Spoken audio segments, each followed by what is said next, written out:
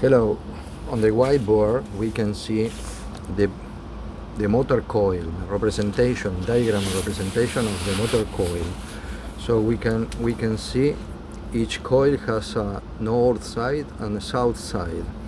On the north side we connected the R, S and T phase. On the south side we are connecting the V, U, W motor connection. This is one side of the connection of the motor. On the other side we are going to connect the phases. So each coil is generating some magnetic field. This magnetic field creates a force from south to north, and we have three forces because we have three phases. In a monophase we have two phases. One is created by one phase and another one is created by the 90 degrees difference with a condensator. So this is why the motor is easy to run, to start, to turn. If one phase is missing and we have two phases, if you move by hand the axis of the motor, anyway it's turning because we have two forces, and two forces, once the motor starts to run, is enough to make it turn in the motor. On the other side we have the diagram of the power of the motor and the electrical connection coming from RST. So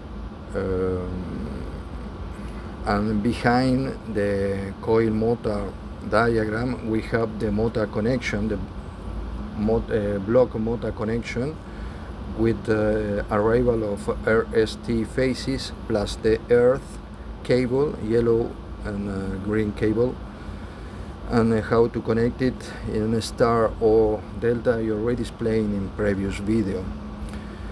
So here I want to show you how the motor coil is generating magnetic field to turn the axis of the motor,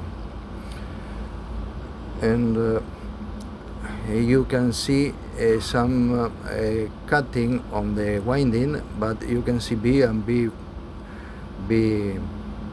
and second B, so that means it's continuously. The wire is connecting north and south coil of the motor. So we have 6 coils divided by the north and south. Okay, and but when we are going to measure with the tester the value of the ohm, we are testing both sides, north side and south side. The total value of the ohm is composed by the north bobbin value and the south bobbin value.